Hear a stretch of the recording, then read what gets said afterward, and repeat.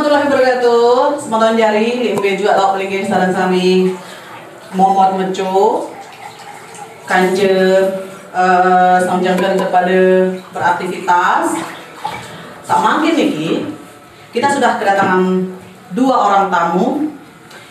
Beliau adalah orang-orang muda yang memiliki tugas dan fungsi saat ini sebagai anggota atau pengurus dari BPPD Kabupaten Lombok Timur. BPPD itu apa? Nanti mereka akan menjelaskan, dan apa pula yang menjadi program-programnya, apa yang telah dicapai selama kurang lebih beberapa minggu ini. Kita akan kulik bersama. Kita langsung perkenalkan yang dari sana, itu yang paling ujung sana adalah Pak saya akan coba perkenalkan diri masing-masing sesuai alamat, sesuai dengan KTP kakak. Agak iya, jari arang minta bepada na yogi, lah kira-kira. Jadi ya til ndawat le selong nane cerita. Li selong Papa Mbe Bujur Selatan, Lintang Utara. Berdomisili di Denggen. Nah, beliau adalah saat ini menjabat sebagai sekretaris sekretaris pada BPPD Kabupaten Lombok Timur, dan di sebelahnya adalah bapak yang sangat fenomenal dan culenjar. Beliau adalah bapak siapa, Pak? Saya Idham. Bapak Idham ya, sebagai di BPPD? Ya, di BPPD sebagai anggota. Sebagai anggota. Ya, sebagai anggota. Nah, mereka tentunya sudah paham dong tentang BPPD apa itu dan programnya apa saja. Langsung saja yuk kita kulik bersama. Sila Bapak Yogi ataupun Bapak Idham, yang mana yang duluan? Sila, Sud. Sampai Pak. Gitu. Ya. Bapak yang kalah duluan. Oh begitu. Baik. Oh iya. Bisa menjelaskan secara gamblang. Kita beri waktu selama 5 jam. Oh iya. Oke, jadi saya ingin mempertegas peranan BPPD dan sedikit mengkaji apa, bagaimana, dan kenapa harus Badan Promosi Pariwisata Daerah ini ada. Pertama, sebetulnya kalau dikaji dari konstruksi berpikir kepariwisataan, bahwa Badan Promosi Pariwisata Daerah ini mempunyai 4 prinsip tugas. Yang pertama adalah sebelum itu saya ingin mengklarifikasi dulu. Badan Promosi Pariwisata itu biasanya paradigma masyarakat pada umumnya itu hanya mempromosikan pariwisata kita untuk mendatangkan pengunjung. Tetapi pada hakikatnya BPPD itu punya 4 prinsip. Yang pertama adalah penyedia informasi kepada wisatawan, tentunya bagaimana daya tarik wisata kita, kemudian akomodasinya, aksesibilitasnya, sampai kepada kemudian kelembagaan pariwisata kita yang ada di Lombok Timur khususnya. Nah, yang kedua itu penyedia informasi kepada pelaku pariwisata. Apa yang diberikan informasi, standarisasi, kemudian bagaimana izin, upaya berusaha sebagai pelaku pariwisata. Nah, syarat-syarat administrasi, bagaimana kemudian mereka pelaku pariwisata bisa menjadi pengusaha, itu kita sediakan juga informasi kepada pelaku pariwisata, item-itemnya gitu. Baru yang ketiga itu penyedia informasi kepada pemerintah. Informasi yang disediakan itu dalam bentuk data, tingkat kunjungan kita berapa saat ini, jumlah akomodasi berapa, jumlah sertifikasi SDM yang sudah bergerak di masing-masing bidang studi atau bidang kompetensi masing-masing berapa, kemudian fasilitas dan destinasi mana yang perlu dibenahi secara serius. Nah, informasi inilah yang kita juga sediakan ke pemerintah untuk mengambil kebijakan serta memutuskan program-program prioritas berbasis informasi yang kita distribusikan. Yang terakhir itu penyedia informasi kepada institusi, ya pendidikan. Mereka ingin melakukan program apa yang sesuai dengan konteks kebutuhan daerah dan tuntutan yang harus kita tingkatkan yang membutuhkan peranan akademisi, misal kalau konteksnya di dalam institusi, begitupun juga dengan mahasiswa atau siswa.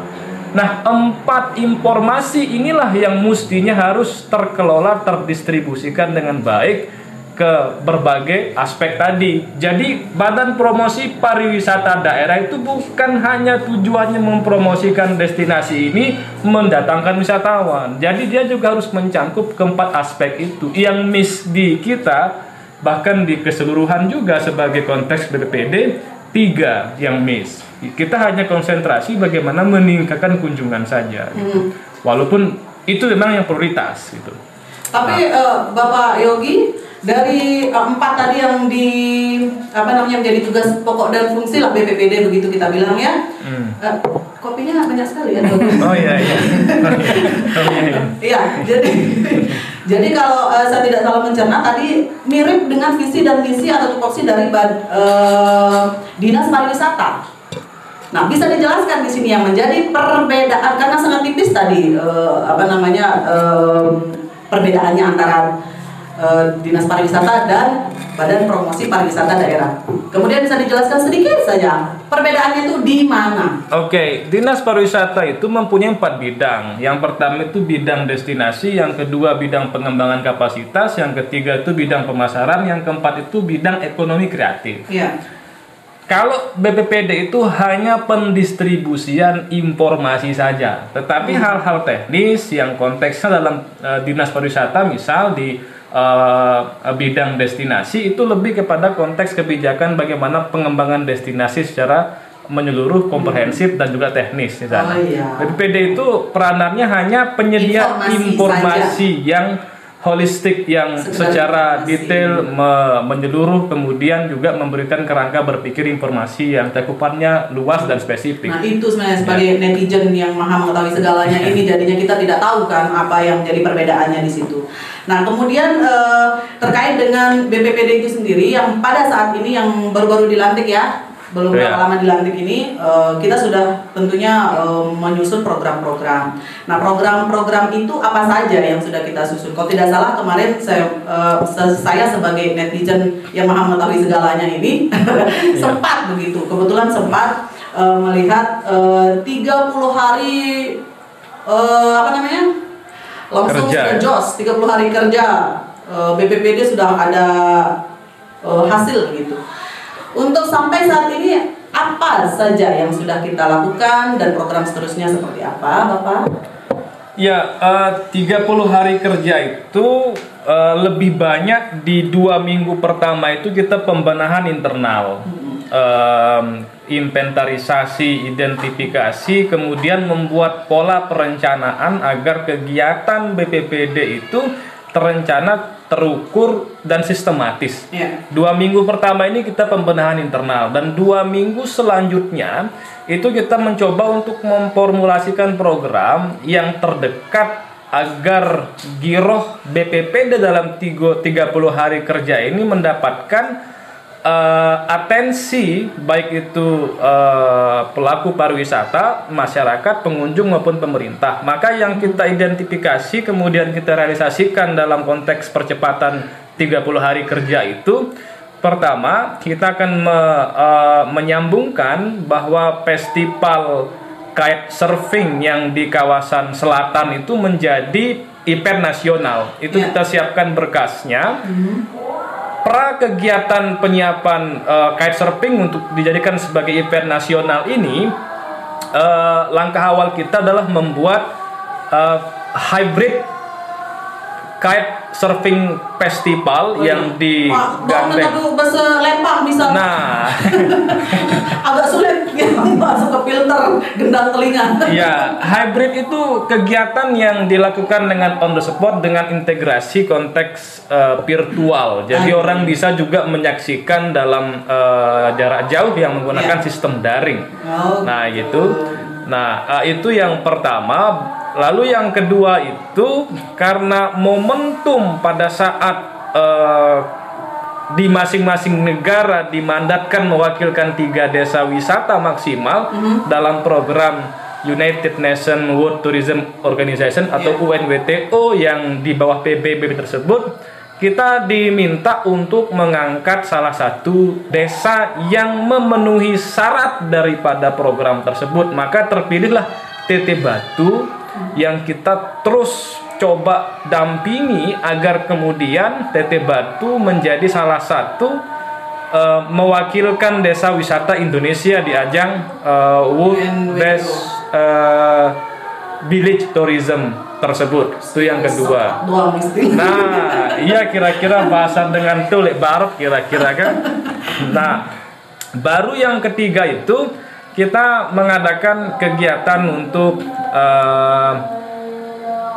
event fotografi sejenis workshop yang berkolaborasi dengan teman-teman Lombok Landscaper dan juga beberapa NGO dan komunitas lain yang tergabung bersama. Ini kita saling support untuk kegiatan ini. Baru yang ketiga itu ada juga agenda. Nah, Bang Idham ini lebih tahu persis tentang itu. Ada kegiatan juga yang kita support, kegiatan pengibaran bendera tapi konteksnya di dalam laut gitu ya, mungkin benderanya berkibar dengan arus air. Nah, jadi tidak peduli arahnya kemana ya benderanya. Nah, iya.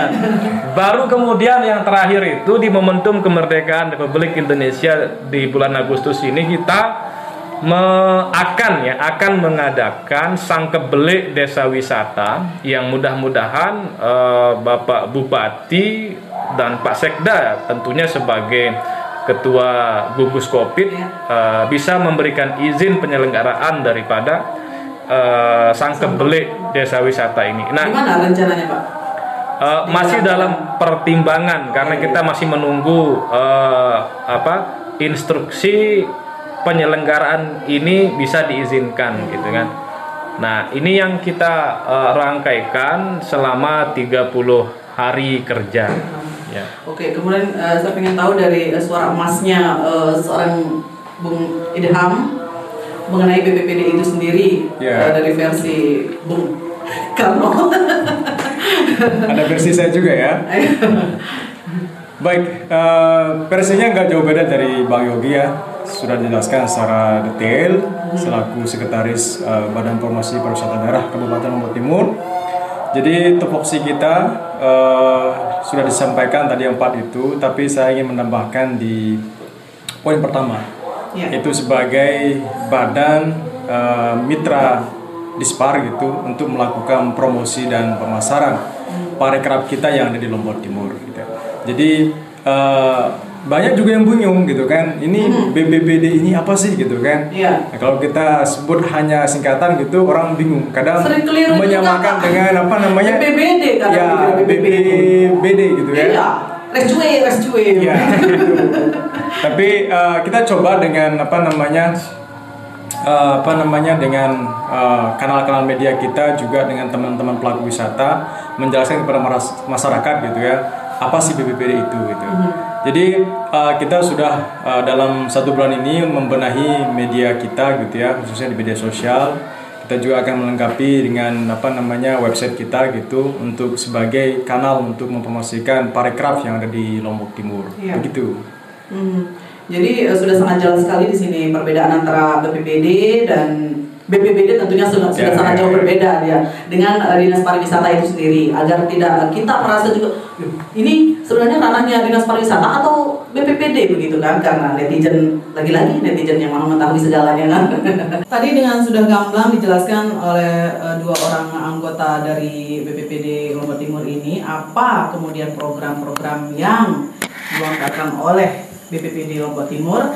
Nah, sekarang kita pengen tahu nih kenapa TT Batu menjadi salah satu perwakilan desa wisata yang ada di Lombok Timur, padahal desa wisata itu yang termasuk tempat-tempat wisata itu banyak sekali di Lombok Timur.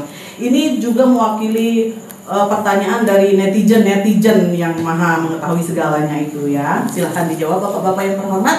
Yang mana? Mau shoot lagi. Bagaimana? Baik. Sambil milit boleh. Kenapa harus TT Batu? Ini sebetulnya pertanyaan dasar yang mungkin bisa kita sama-sama simak ya. Iya. Pertama, kalau kita telaah dalam syarat daripada UNWTO ini, dia lebih dominan mengedepankan prinsip-prinsip SDGs, Sustainable Development Goals. Artinya, Di mana pariwisata itu harus ditinjau dalam 3 unsur besar, keberlanjutan lingkungan, keberlanjutan sosial budaya, kemudian yang terakhir keberlanjutan ekonomi lokal. ya. Nah, ini 3 syarat yang besar yang di breakdown lagi menjadi 9 aspek, di mana aspek-aspek yang lainnya itu termasuk daripada rekam jejak digital daripada desa wisata tersebut. TT Batu kita pilih itu salah satu yang mendasari kerangka berpikir kita adalah konteks pariwisata internasional yang lintas negara, di mana TT Batu ini secara legitimasi kawasan pedesaannya dia sudah menjadi branding khusus di kawasan Indonesia Timur ini bahwa menyebut desa wisata TT Batu. Di mana sudah bisa TT Batu ya? Betul. Kalau kita bicara desa wisata. Betul.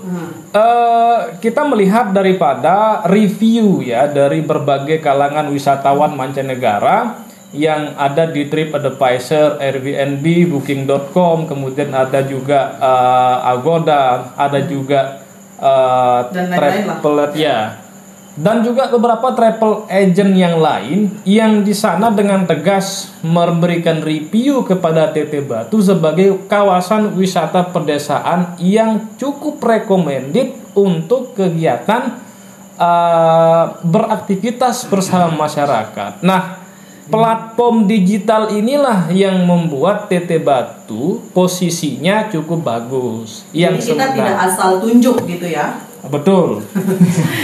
karena kami yang tidak tahu apa-apa atau di luar daripada pemberi pelaksana tugas untuk memproduksi desa wisata atau memproduksi untuk menjadi perwakilan Lombok Timur di UNWTO ini, kan tidak tahu seperti apa kemudian kriteria-kriteria yang harus kita penuhi, apakah ini lomba video ataukah ini lomba apa, itu kan kita tidak tahu. Karena memang kalau kita lihat secara kasat mata, yang kita pikirkan adalah ini lomba video. Ternyata setelah kita lihat videonya, wah agak kurang ini nih, kurang itu. Nah, apakah ini seperti itu Bapak, ataukah ada video itu hanya pelengkap atau bagaimana? Betul, video ini hanya sebagai faktor penunjang. Ya. Video ini ada juga dokumen-dokumen yang lain termasuk foto, kemudian juga sertifikat dan juga legitimasi administrasi yang memperkuat TT Batu. Tetapi persoalan urgen yang menjadi verifikasi tinjauan TT Batu layak untuk dinaikkan ke the best village tourism in the world itu, konsep keberlanjutan keparwisataannya yang masih otentik di dalam pengembangan kawasan wisata pedesaan tersebut, di mana tradisi masyarakat bertani itu masih cukup bagus, kemudian sistem irigasinya pun demikian, dan partisipasi perempuan sudah mulai aktif di pariwisata. Hal-hal ini kan masih jarang di dalam konsep pengembangan pariwisata kita di khususnya Indonesia Timur ini. Minimalnya TT Batu itu sudah mendapat indikator tersebut gitu. Walaupun juga sebagian besar juga desa-desa wisata yang lain di seluruh Nusantara ini sebetulnya bisa ya. Hanya saja ketika dilacak rekam jejak digitalnya masing-masing desa wisata ini melalui konstruksi kepesertaan internasional, maka rekam jejak digital ini yang membuat TT Batu begitu kuat di sana posisinya. Nah, ini yang membuat kita TT Batu ini harus menjadi satu-satunya yang bisa kita angkat dulu nih, selain daripada beberapa konsep pengembangan pariwisata ini terus berkelanjutan, didukung juga dengan rekam jejak digital yang bagus. Jadi itu menjawab semua pertanyaan dari netizen yang mengetahui segalanya itu. Jadi kita jangan mengatur opini dulu lah sebelum kita mengonfirmasi kepada yang bersangkutan ya, biar kita tidak salah kaprah. Nah, kali ini saya ingin tahu dari pendapat Pak Idham terkait dengan UNWTO lagi ya. UNWTO tidak apa-apa ya kita bertanya ya. Pak Yogi, tidak apa-apa kita bertanya ke Pak Idham ini. Betul, beliau ini langsung. Baik, kemudian masalah UNWTO ini berarti kita setuju ya kalau kemarin debat itu tidak sebagai lomba video untuk masuk ke UNWTO, ya, bukan lomba video. Ya, setuju bukan, ya? Bukan, sepakat. Ya, lantas saya ingin tahu nih di balik cerita bagaimana kemudian kinerja dari BPBD sendiri yang berjibaku selama beberapa hari lah kita bilang baru bisa tembus itu video menjadi video yang membawa nama Lombok Timur di kancah internasional. Bagaimana kemudian dari BPBD sendiri?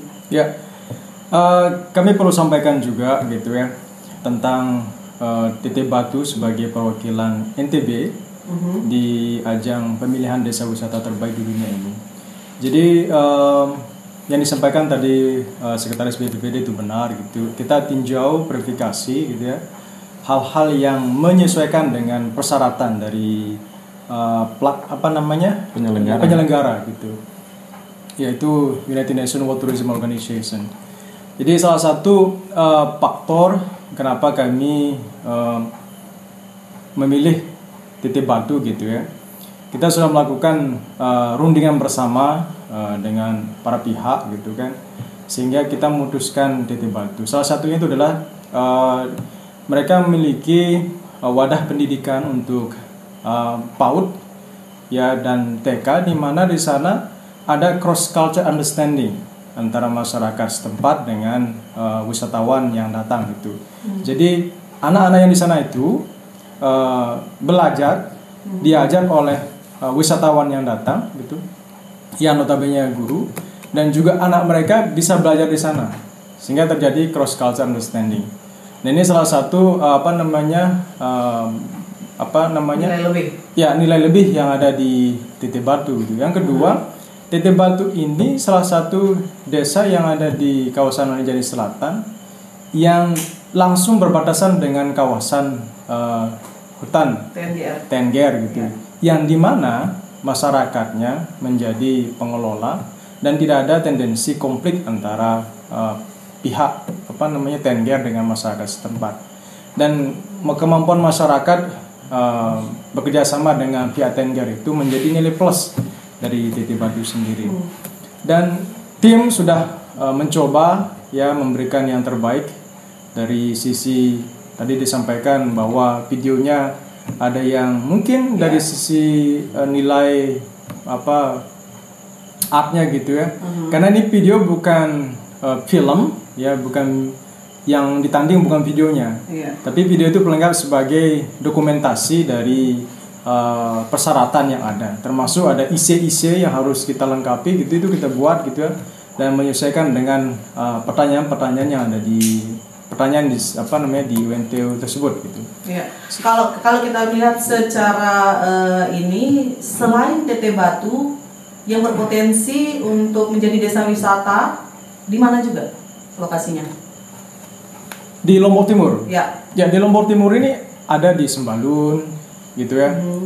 Ada juga di kawasan Merin kita, misal di Gili Lampu gitu ya, dan tiga gili yang ada gitu ya. Tetapi kita kembali lagi ke peninjauan persyaratan yang ada gitu, dan kelengkapan daripada desa tersebut yang harus kita lengkapi. Kriteria seperti yang tadi ya. Itu yang harus kemudian dilengkapi, tidak hanya memiliki program-program, tapi juga harus ada jejak digital, tidak salah tadi seperti yang dibilang. Nah, untuk kemudian program yang selanjutnya adalah apa itu tadi yang menarik itu, yang menyelam sambil minum air itu, mengibarkan bendera di apa namanya, di bawah laut itu ya, bersama ikan-ikan itu. Itu sebenarnya terinspirasi dari mana? Kan biasanya kita kalau ini mengibarkan bendera di Gunung Rinjani atau di gunung, di lapangan dan lain sebagainya. Ini kenapa bisa ada program seperti itu? Inspirasi dari mana, Pak?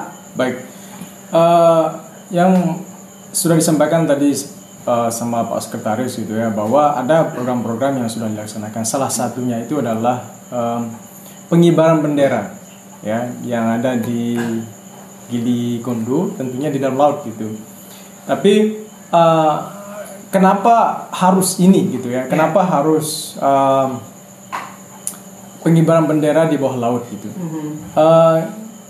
Kami dari BPPD ya mensupport kegiatan teman-teman yang ada di Gili Lampu, yaitu Pokmaswas Petrando, kerjasama dengan para penyelam NTB dan Lombok Timur.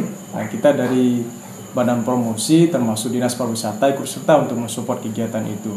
Nah, kami dari sisi promosi dan pemasaran tentu punya kepentingan di sana. Bagaimana caranya dalam momentum 17-an ini diadakannya pengibaran bendera di bawah laut ini menjadi spirit bagi masyarakat, para pelaku, dan kami sebagai Badan Promosi Pariwisata Daerah gitu ikut serta yang mempromosikan 3 gili yang kita kenal dengan Petrando sebagai kawasan wisata bahari gitu ya. Itu Petrando itu gili apa saja? Petagan, ya, Bidara dan Kondo. Ya. Ada 1 gili ya di antara Petagan dan Bidara, yaitu gili kapal gitu ya, atau gili pasir yang ada di sana. Tapi yang dikenal itu Petrando. Nah, kita punya kepentingan untuk mempromosikan ini karena ini adalah kawasan strategis bagi Lombok Timur gitu ya. Karena dia memiliki spot snorkeling dan diving yang bagi penyelam ya yang sudah melalang buana gitu, baik di luar Lombok gitu, sudah bersepakat bahwa salah satu spot yang baik dan bagus itu adalah di Petagan, Bidara dan Kondo. Sehingga ini kita support ya, kawasan ini menjadi kawasan diving dan snorkeling gitu. Sehingga dalam agenda pengibaran bendera ini kita ingin menonjolkan bahwa kawasan ini menjadi kawasan wisata bahari yang berkelanjutan, di mana masyarakat ikut serta untuk mengembangkannya, dan pemerintah juga ikut serta untuk mensupport kegiatan masyarakat yang ada di sana. Apa kemudian yang kita harapkan sebagai imbal balik dari semua program yang kita lakukan ini? Ya, tentu dari sisi promosi dan pemasaran gitu ya. Dengan adanya kegiatan ini menjadi spirit ya, dan banyak media yang melirik. Ya. Panitia sudah dihubungi dengan beberapa media TV gitu, dan juga pihak Pemprov juga menghubungi. Banyak support. Ya, banyak support gitu, sehingga kita harapkan dari sisi BPPD di Lombok Timur gitu ya, ikut serta mempromosikan dan juga feedback kepada masyarakat, dan pihak-pihak terkait yang punya kapasitas untuk melakukan promosi pemasaran ikut serta juga di sana gitu. Nah, kemudian dari Pak Sekjen, yakin tidak 30 hari kinerja BPPD itu akan tercapai? Jelas, dengan sangat optimis. Indikator keyakinannya seperti apa?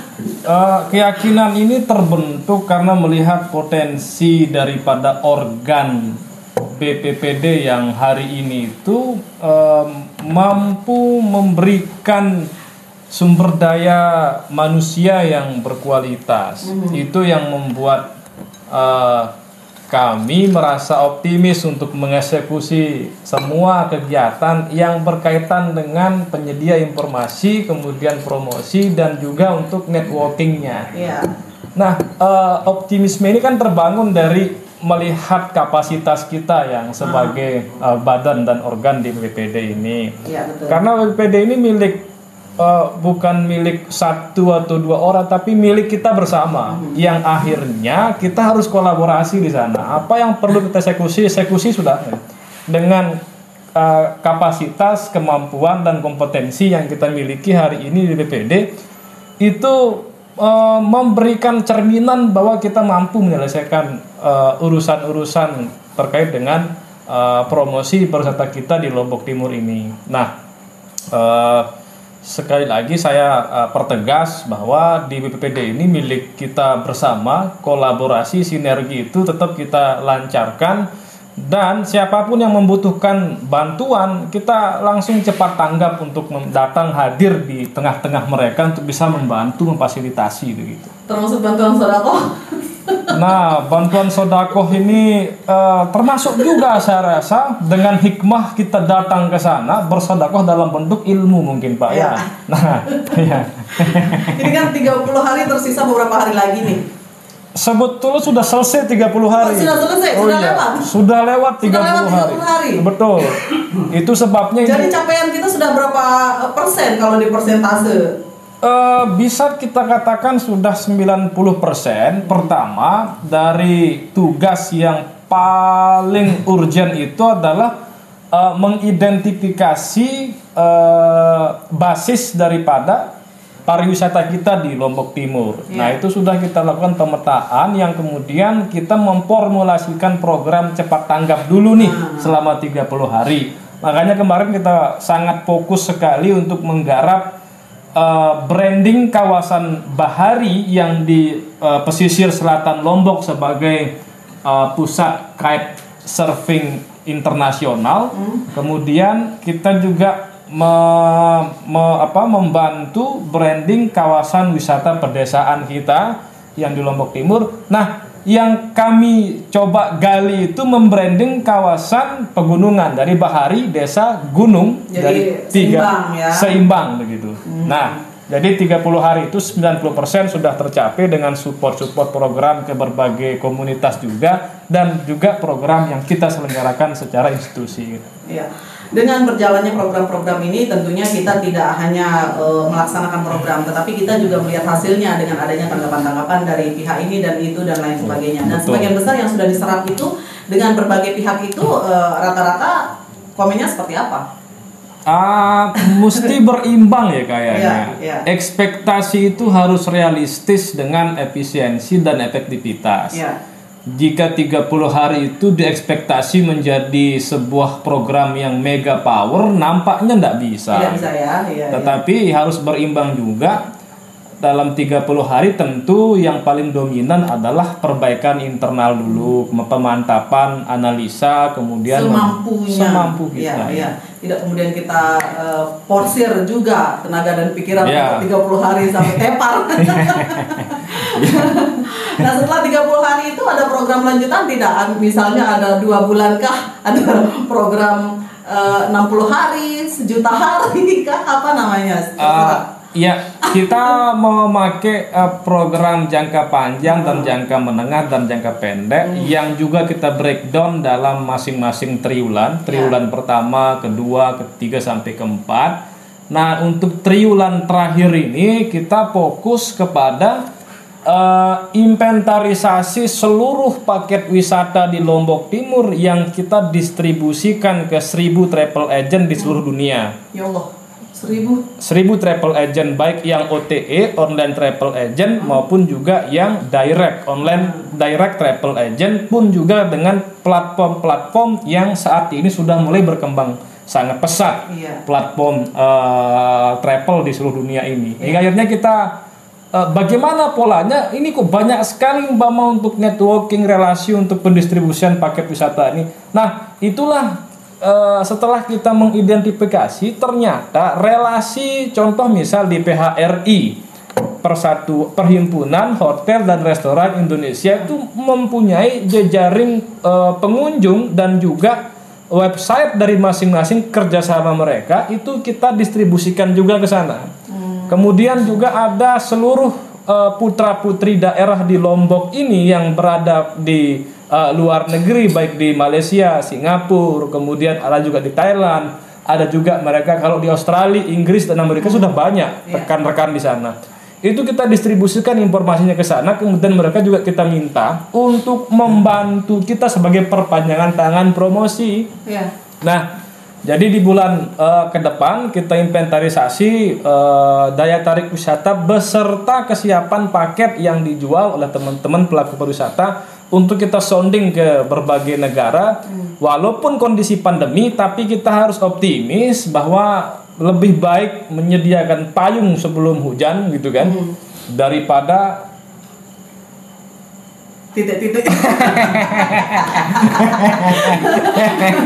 Ya, artinya ketika selesai pandemi nanti, yakinlah manusia di seluruh muka bumi ini sangat kuat keinginannya untuk berrekreasi gitu. Iya, tentunya kita juga tidak bisa menampik permasalahan yang kita hadapi saat ini adalah pandemi. Walaupun kita sangat berharap pandemi itu segera lenyap dari peradaban ini ya.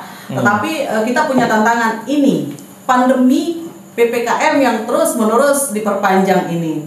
Bagaimana kemudian kiat-kiat kita sebagai Badan Promosi Pariwisata Daerah untuk memacu kinerja kita dalam masa pandemi ini? Karena otomatis orang kan tidak akan berwisata, takut berwisata, wisata sepi dan lain sebagainya. Ada keluhan dari pelaku wisata dan lain-lain. Bagaimana kemudian kiat dari BPPD sendiri? Saya dulu mungkin ya Bang Idham mencoba untuk memberikan sedikit perspektif dalam konteks pandemi ini. Ada hal yang mesti kita imbangi ketika kebijakan nasional tengah menggencarkan zona hijau. Jika Indonesia masih menetapkan PPKM dan juga kondisi kasus COVID ini meningkat di tanah air ini, pertanyaan dasarnya, zona hijau itu mau dibuat untuk apa? Sementara restrik atau pelarangan untuk kunjungan ke berbagai tempat wisata itu dibatasi dengan prosesi peningkatan COVID ini. Sehingga zona hijau itu juga harus diimbangi dengan kegiatan kolektivitas. Artinya bahwa kita butuh untuk melakukan prosedur prokes ini secara bersama, karena ini sistem.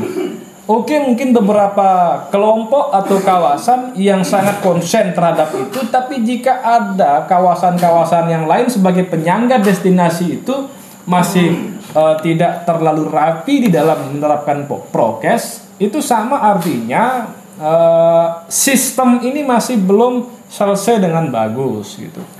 Nah, maka kalau dari kami ya upaya paling tidak untuk di Lombok Timur setelah bulan Agustus ini, setelah 17 Agustus kami akan melakukan sosialisasi CHSE itu dengan ya paling tidak kita berpartisipasi untuk memberikan ruang kepada pengelola pariwisata, pelaku pariwisata pun juga di destinasi-destinasi yang ada beserta akomodasi itu kita bantu untuk peningkatan sertifikasi CHSE sebagai bentuk kesadaran sosial dulu. Walaupun kunjungan juga tanda tanya. Paling tidak kita berbenah saja, kita berbuat saja dulu gitu. Itu masalah berapa yang kemudian masuk mengunjungi kita itu terserah nanti. Yang penting kita sudah memperbaiki diri sendiri. Bersolek dulu baru kita dilihat. Kemudian kalau kita lihat dari pariwisata di Lombok Timur ini, seperti apa sih sebenarnya potensi-potensi yang kita miliki saat ini? Kemudian dengan banyaknya terbentuk Pokdarwis yang ada di rata-rata kawasan-kawasan di desa-desa ini kan rata-rata sudah memiliki Pokdarwis. Nah, kemudian seperti apa sih potensi yang kita miliki itu sehingga kita menyatakan mereka ini layak untuk dikembangkan? Coba Bang Idham promosikan. Oke, baik. Saya coba menjelaskan ya apa sih potensi yang ada di Lombok Timur gitu. Kita memiliki banyak sekali potensi yang ada di Lombok Timur ini. Tadi sudah disebutkan Pokdarwis sudah terbentuk di desa-desa dan ini menjadi kegiatan komunal di masyarakat untuk mengembangkan desa wisata misal itu. Kita punya potensi bahari, jelas gitu ya, dari Eka sampai Obel-Obel, baik yang ada di di pantainya, di dalam lautnya kita punya spot diving yang bagus dan snorkeling. Dan juga kita punya spot yang ada di desa-desa wisata, baik yang ada di kawasan Rinjani Selatan gitu ya, dan juga kawasan-kawasan yang baru ikut serta ya didukung oleh pemerintah kabupaten maupun provinsi yang menjadi desa wisata. Dan kita juga punya potensi pegunungan ya, kita punya air terjun, kita punya sawah yang cantik gitu, dan kita punya budaya dan termasuk ekraf-ekraf yang sedang berkembang di masyarakat. Nah, menjadi satu kesatuan potensi yang besar yang harus kita kelola bersama. Tentu BPPD di sini tupoksi kami, poin yang pertama itulah mencitrakan ya parekraf kita. Tentu kita butuh kolaborasi bersama semua pihak ya, Dispar, Pokdarwis, travel agent dan para pengusaha gitu ya, dan termasuk para akademisi gitu, untuk bagaimana bersama kita benar-benar mengelola potensi ini menjadi daya tarik yang yang bisa dijadikan tujuan yang bagus bagi wisatawan. Dalam momentum Superbike Oktober nanti ya, termasuk GP 2022 nanti, kita bersama pelaku wisata mencoba untuk menyiapkan itu. Jadi menyiapkan, termasuk dari disampaikan paket-paket wisata itu harus kita siapkan, destinasi-destinasi kita harus siapkan, termasuk bagaimana caranya Pokdarwis ikut serta mendukung Green Zone yang sedang digelakkan oleh pemerintah ya. Kita sudah punya di kawasan Sembalun gitu, jadi kita harus ciptakan Green Zone yang lain di luar Sembalun. Dan kami dari BPPD kemarin sudah bersurat ke Pemprov gitu, untuk meminta Pemprov melakukan sertifikasi CHSE di hotel-hotel atau homestay yang ada di desa wisata di luar kawasan Sembalun, termasuk bagaimana vaksinasi dioptimalkan di luar kawasan Sembalun ya, baik yang ada di kawasan Rinjani Selatan maupun kawasan Merin yang kita punya, sehingga benar-benar potensi yang ada ini didukung oleh kawasan yang hijau. Artinya ketika wisatawan datang di sana, mereka merasa nyaman, semua sudah tersertifikasi CHSE, sehingga kita harapkan dari kombinasi ini menjadi daya tarik yang luar biasa ya kepada wisatawan. Dan juga tadi saya sampaikan Superbike Oktober nanti semoga tidak ada halangan, termasuk GP 2022 nanti. Lombok Timur sudah siap ya, Lombok Timur sudah siap dari produk-produk parekrafnya, sehingga wisatawan seminggu sebelum event Superbike maupun GP itu berlangsung, mereka setidaknya ya, tentu mereka akan datang ke Gili Trawangan dan 3 gili yang lain di Kuta gitu. Tapi kita siapkan produk kita dan kita coba tarik ya, berikan kepada mereka ya, sehingga mereka tertarik untuk datang ke Lombok Timur. Seminggu mereka sudah ada di Lombok Timur, seminggu setelah event pun mereka ada di Lombok Timur, sehingga kita harapkan event besar ini ya berefek besar juga di Lombok Timur ya. Seperti itu ya. Terkait dengan tadi kita ingin menarik wisatawan domestik maupun yang mancanegara ya untuk betah berada di Kabupaten Lombok Timur ini. Sesungguhnya dari sekian pesona atau keindahan yang ada di Kabupaten Lombok Timur ini yang sudah begitu lengkap sebenarnya, apa yang kita rasa masih menjadi kendala untuk pariwisata ini? Bung siapa? Pak Yogi, silakan. Kendala terbesar kita di Lombok Timur itu ada 3.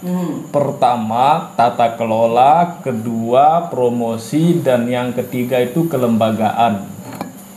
Ketiga besar aspek kendala kita di Lombok Timur ini menjadi kerja kolektivitas untuk percepatan solusi daripada penyelesaian masalah ini. Nah, kenapa kelembagaan? Pertama, kita dalam konsep pengembangan pariwisata masih belum sinergi kelembagaan pariwisata yang 1, 2, 3 antara masyarakat di grassroots, kemudian dengan pemerintah daerah ataupun yang sampai ke level provinsi dan masing-masing OPD. Ini kelembagaannya masih belum ada sinergi yang cukup bagus gitu, kendala kita. Kemudian yang kedua itu kendala kita masalah tata kelola. Nah, konsep pengembangan pariwisata itu tentu yang menjadi landasan bagaimana pariwisata ini menjadi kegiatan yang efektif, efisien, dan terkelola secara profesional itu adalah pengelolaannya harus tuntas di sana. Nah, masih kita mengedepankan konsep pengelolaan yang sifatnya parsial. Parsial. Ada di konteks desa wisata misal, partisipasi masyarakat masih relatif rendah. Badan pengelola desa wisata misal, itu juga masih belum kita punya secara legitimasi khusus. Jadi siapakah yang mengelola desa wisata? Kan pertanyaannya, apakah Pogdarwis, Karang Taruna, Bumdes? Iya, kadang-kadang ada yang bermasalah juga tuh, Pogdarwisnya beda. Nanti ada yang bilang desanya yang mengelola tapi ternyata Pogdarwis yang mengelola tapi ternyata diklaim oleh desa. Ada juga. Betul. Desa-desa yang seperti itu. Itulah sebabnya kita di dalam konsep pengelolaan di Badan Pengelola Desa Wisata itu harus ada untuk menyinergikan pengelolaan. Ya, termasuk pengelolaan pariwisata yang berkelanjutan tadi, kayak memperhatikan ekonomi lokal, kemudian keberlanjutan lingkungan dan keberlanjutan sosial budaya. Ada lagi tambahannya, konsep pengelolaan seperti apa? Ada namanya CBT gitu, Community Based Tourism. Ada juga konsep pengelolaan yang katakanlah sebagai bentuk resort misal. Ada juga konteks pengelolaan dalam bentuk shareholder istilahnya. Artinya? Shareholder ini ada keterlibatan pemberi dana di sana yang membuat destinasi ini terus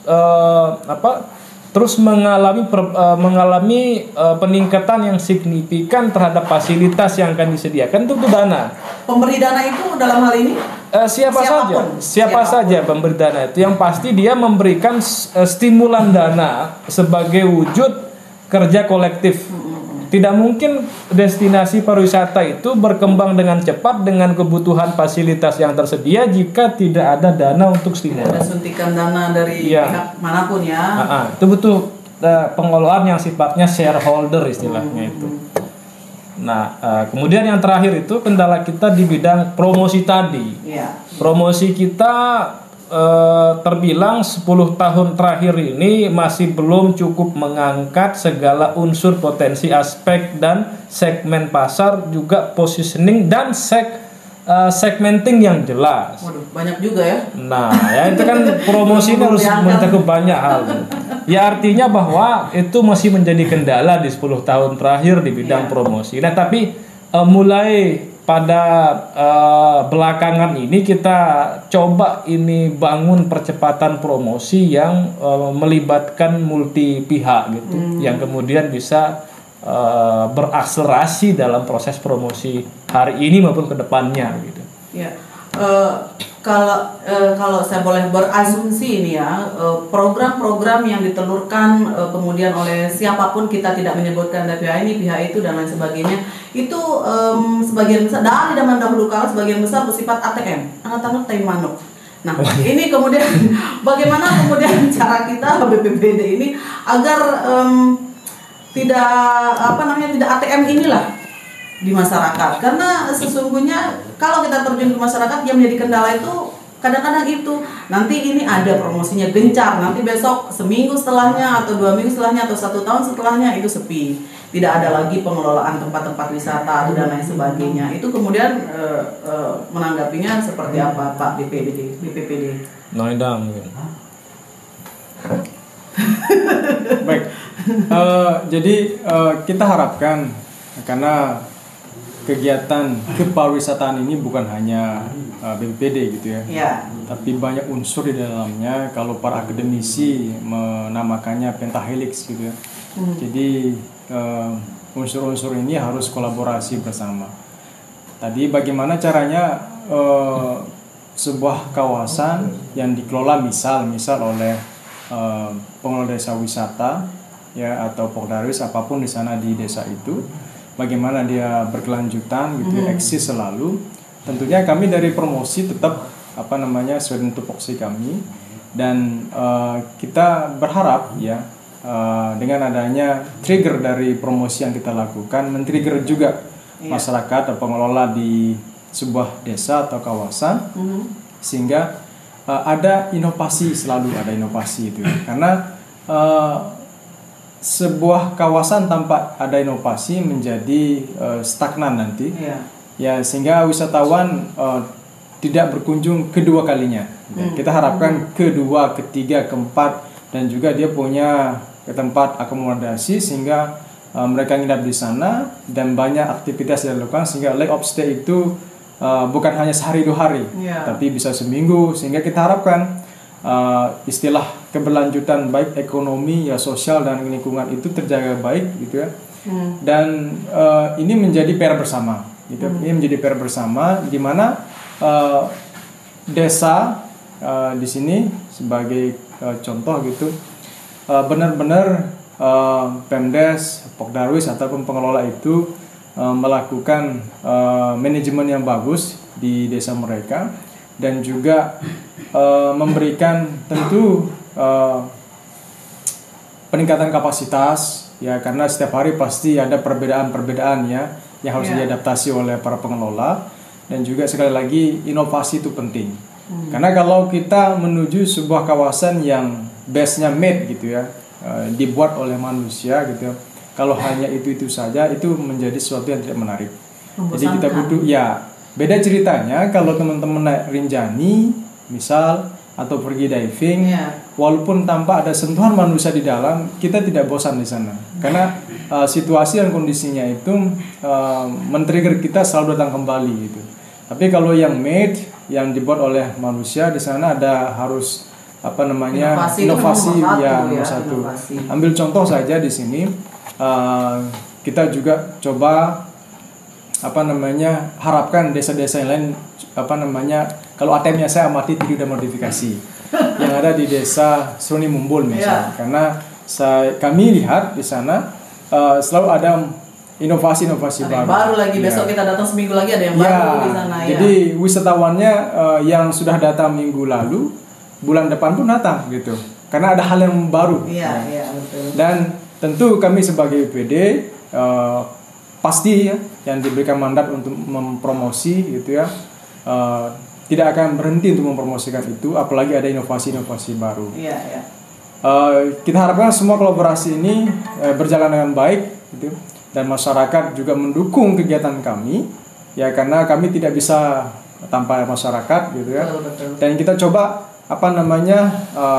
termin 4 ini untuk triwulan yang keempat ini akan membuat kalender event Lombok Timur.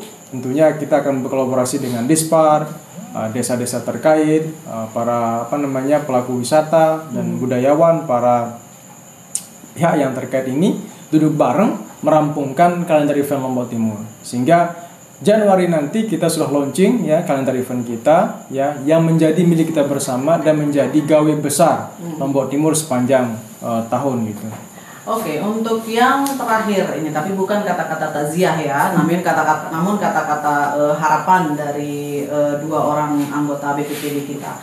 Kata-kata atau kata-kata mutiara lah untuk masing-masing narasumber. Yang pertama mungkin Bang Yogi dulu.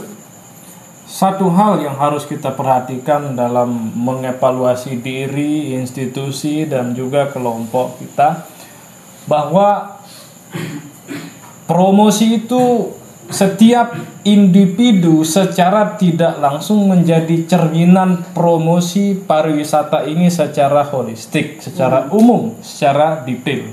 Karena tidak mungkin seorang BPPD ini merangkum, memformulasikan dan mengimplementasikan suatu kebijakan promosi yang secara monolog. Jadi promosi itu adalah setiap elemen individu-individu dan unit-unit di bagian sistem di dalam Lombok Timur ini secara khusus, mereka adalah agen promosi yang sebenarnya. mereka bercerita, mereka berbagi di setiap berugak-berugak, gazebo-gazebo, mereka berbagi di setiap musola, mereka berbagi di lingkungan sekolah dan sebagainya.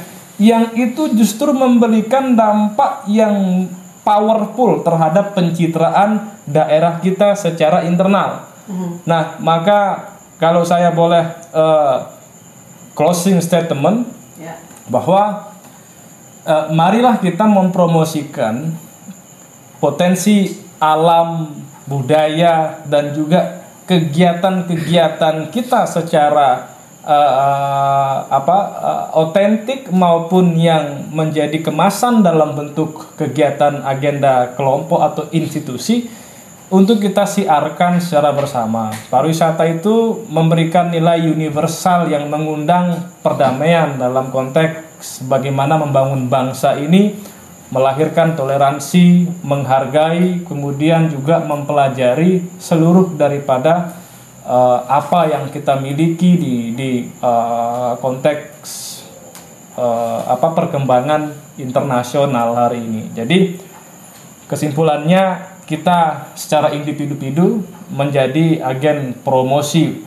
Yang kita sampaikan buruk atau positif itu juga menjadi bagian daripada partisipasi kita. Terima kasih. Kemudian untuk Pak Ilham? Ya, dari saya sebagai Badan Promosi Pariwisata Lombok Timur ini menjadi milik bersama gitu. Apapun yang kami promosikan itu tentu berasal dari masyarakat, berasal dari pengelola. Kami harapkan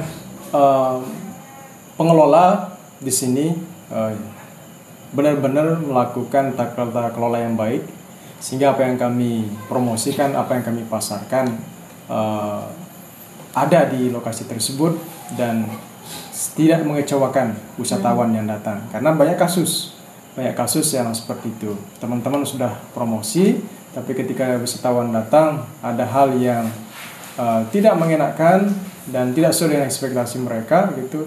Itu menjadi wacana yang disebarluaskan gitu. Jadi seimbang dan sejalan yang kami promosikan dari badan promosi, yang teman-teman promosikan dari pengelola, pun juga dari travel agent yang melakukan jual paket ya dari destinasi tersebut atau kawasan tersebut ke wisatawan, tidak ada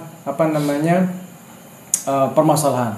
Artinya itu yang ada, itu yang tertera, itu yang muncul di sana gitu. Sehingga benar-benar para pengelola melakukan manajemen yang baik di destinasi mereka yang mereka kelola, dan kita yang kita promosikan juga sesuai dengan apa yang di lokasi. Seperti itu, dan kita harapkan Lombok Timur dalam masa pandemi ini bangkit ya, dan kita menyiapkan destinasi kita ketika sudah dibuka penerbangan dalam maupun luar negeri. Lombok Timur sudah siap untuk menservis para tamu, menerima para tamu wisatawan di Indonesia maupun di luar negeri. Baik, itu dia penjelasan yang sangat gamblang sekali dan sangat jelas sekali dari dua orang anggota BPP di Lombok Timur yang menjadi narasumber istimewa kita pada kali ini. Dan intinya kita sebagai masyarakat, sebagai netizen yang maha mengetahui segalanya ini, marilah kita melirik nilai positifnya saja, melirik apa yang menjadi tujuan kita ke depan agar kita menjadi lebih baik. Jangan kita melirik kesalahan yang sekecil apapun itu. Oke, marilah kita sama-sama membangun Kabupaten Lombok Timur khususnya dan seluruh Indonesia pada umumnya. Jangan lupa nantikan terus motok-motok Inavier di episode seterusnya. Terima kasih banyak narasumber yang budiman. Wassalamualaikum warahmatullahi wabarakatuh. Waalaikumsalam warahmatullahi wabarakatuh.